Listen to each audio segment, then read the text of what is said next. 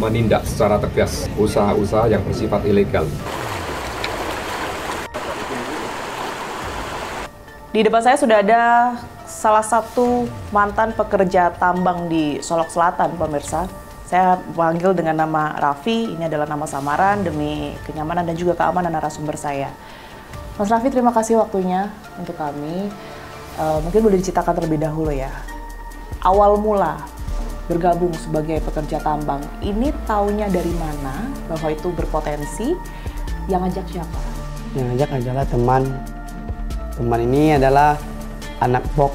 Anak bok ini kerjanya tukang nyuci alat pakai dulang. Dulang itu berarti tambang tradisional gitu ya? Iya, pakai dulang dicuci emasnya, pakai dulang.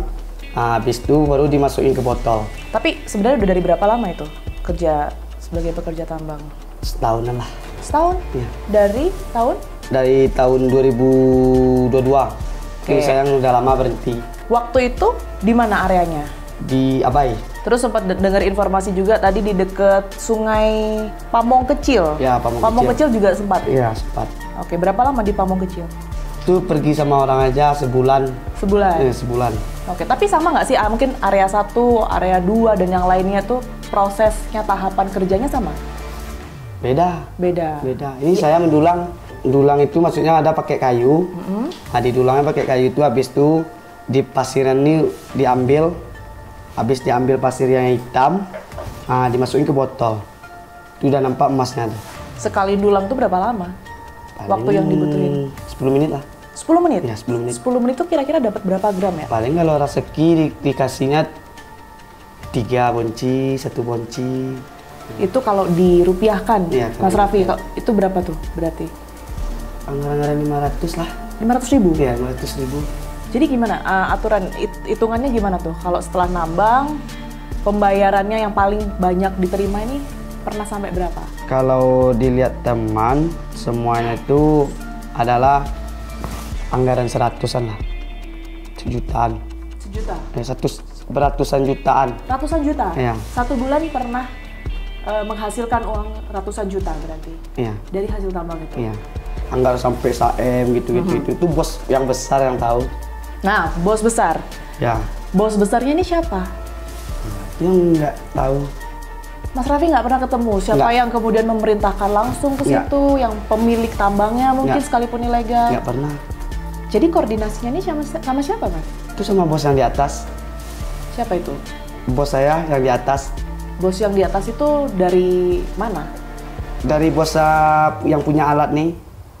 Koordinasi, yang setahu Mas Raffi, koordinasi yang dilakukan oleh para pekerja tambang, mereka yang dulang ini, dengan bos yang tadi Mas Raffi sebutkan, itu gimana koordinasinya? Perintahnya biasanya gimana? Kalau mendulang nih Kak, dikasihnya ini pasir sama alat itu. Dikasihnya pasir sama alat, itu didulang, kita dulang, kita nggak ada kerja sama orang, tergantung sama kita aja kerjanya. Kerja atau enggak ya. Kalau mau bawa alat. Kalau mau bawa bok. Kalau mau tembak bukit. Itu alat-alat sudah disediakan ya? Udah sih. Jadi kira-kira perlu modal berapa sih warga sini kalau misalnya mau nambang, mau mendulang gitu? Modal 500 jutaan lah Kak. Kalau modal pertama nih yang gawatnya. Tapi itu bos besar ya, bukan warga? Bukan, itu bos besar. Oke. Alat-alatnya yang biasa dipakai atau mungkin tekniknya kali ya? Paling sering dipakai Ya. robin, itu alat mesin.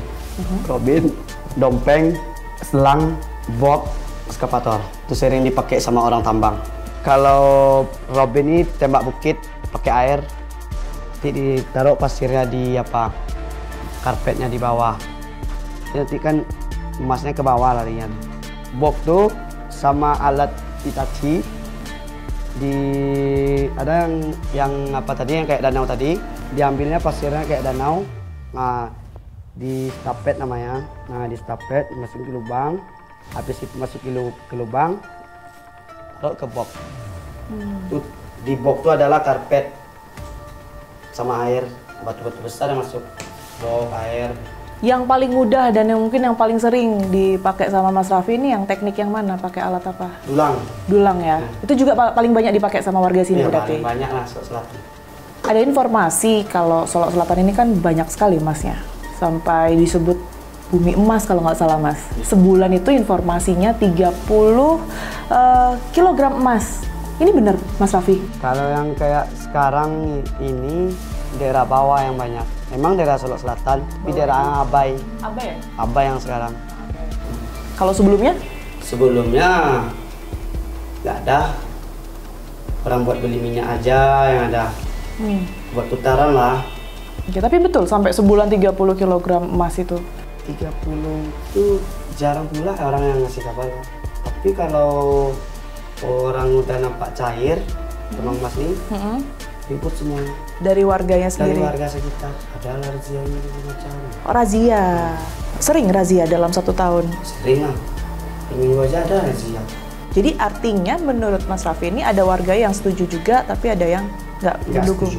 Nggak setuju, kenapa? Karena kan mungkin setahu saya, dengar dari beberapa komunikasi sama warga juga, mereka terbantu justru ya dengan adanya tambang ini. Banyak yang kerja di situ ya? Iya, emang banyak yang kerja di situ kan. Ini cara mendulang. Orang mencari makan sehari-hari. Sama apa dia makan? Kalau nggak sama dulang itu. Dulang itu mata pencariannya. Mas, tadi sempat disebutkan ya cara-caranya bermacam-macam. 1 bulan pun dapatnya lumayan ya, ratusan juta. Ini sebenarnya dijualnya kemana pada saat itu? Ke toko emas. Langsung, artinya Langsung. Mas Raffi ini ada perantara kah atau Mas Raffi yang lakuin langsung penjualan itu? Langsung. Kalau saya sama pakai dulang itu, langsung saya jual ke toko emas. Mas, tadi kan saya sempat ke Pamong Kecil ya, Pamong Kecil itu tadi. Kalau di situ sendiri banyak Mas, seberapa banyak Masnya? Itu lah udah per kilo-kilo naiknya kita. Di situ? Ya.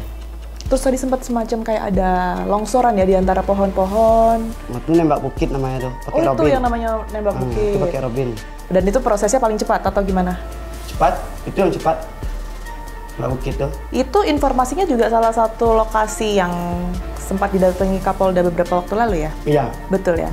Dampak yang paling parah yang mungkin bisa Mas Raffi ceritakan ya? Kejadian langsung mungkin di depan mata.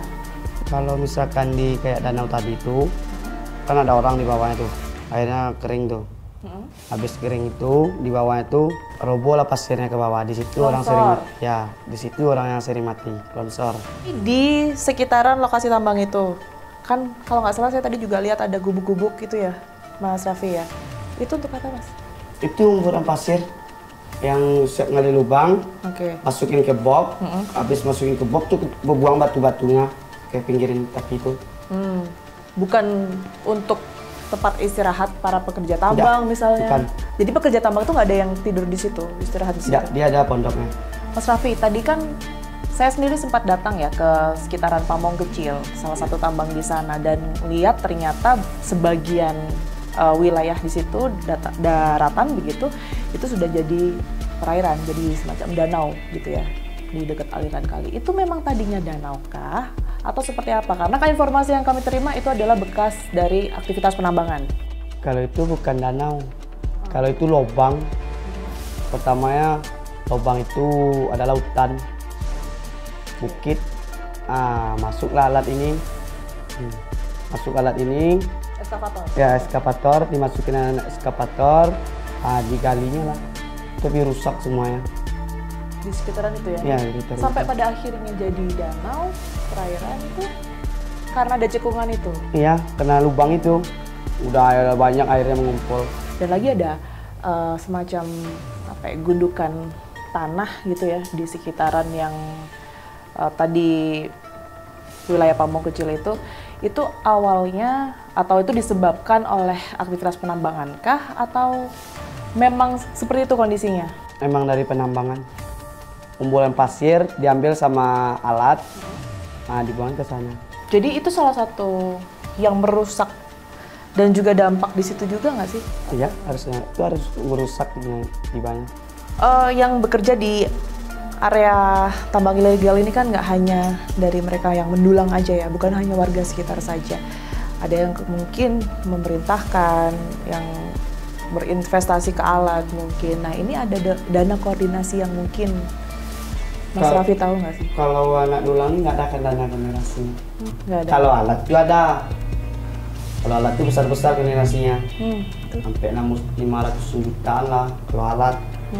Oke. Kemana itu Mas Raffi? Kemana itu? Aliran dananya? Aliran dana itu ya orang yang di atas tahu. Oke, dan itu Mas Raffi nggak tahu ya Nggak tahu. dari... Saya cuma mendulang. Tambang-tambang ilegal itu berhenti sebentar saat kejadian kasus polisi tembak polisi. Saya yakin aktivitasnya pasti mereda ini dan kemudian akan muncul kembali beberapa waktu.